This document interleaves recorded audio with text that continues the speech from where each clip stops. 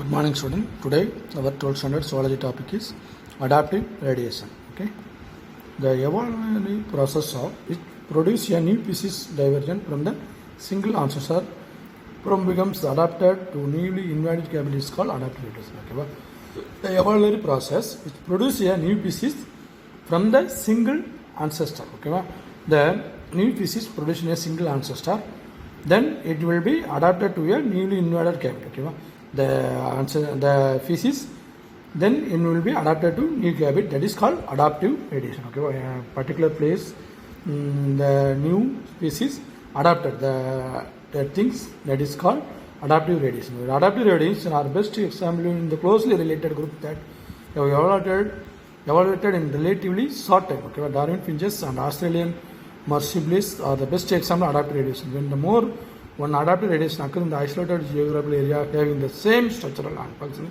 similar is due to the convergent evolution. Okay, adaptive radiation occurs in the isolated geographical area having the same structural and functional similarity, and it is due to convergent evolution. Okay, then Darwin finches, where the common ancestor are arrived under Galapagos about 2 million years ago. Okay, during that time, Darwin have evolved into 14 recognized species different in the body size, peak shape and feeding behavior.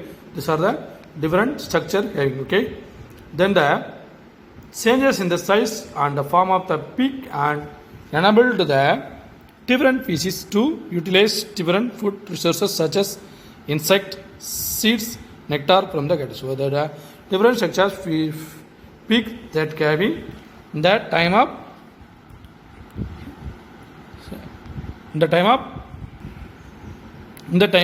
such different type of food. At the time they are having a different type of peak. Okay, the different type of species having a different type of peak. They are having some searches food, that is insect, seeds, nectar from the cactus flower and the blood from iguanas, all the driven from natural selection. Okay, figure 6 represent the sum of the fitness observed by the Darwin. Okay, see the pictures, some of the fitness. Okay,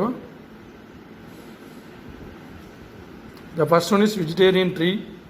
Okay, finch, the large insectivorous free finch, small inspectory finch, woodpecker finch. Woodpecker means the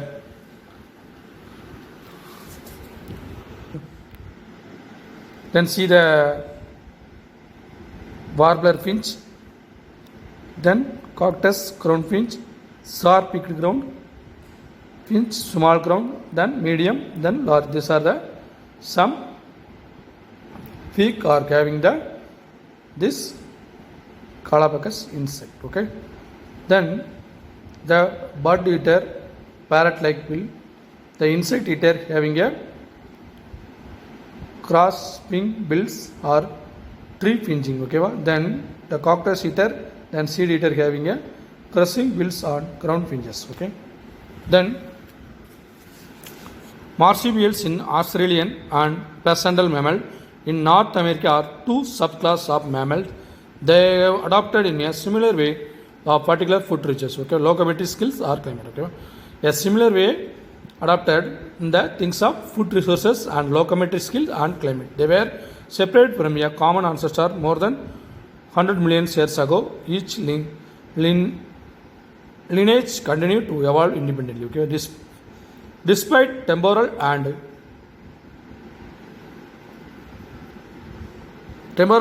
geographical separation, marsupials in Australia and placental mammals in North America have produced a variety of species living in similar gamete when with similar way of life. They overall resemble in the shape, locomotive mode, feeding, foraging, and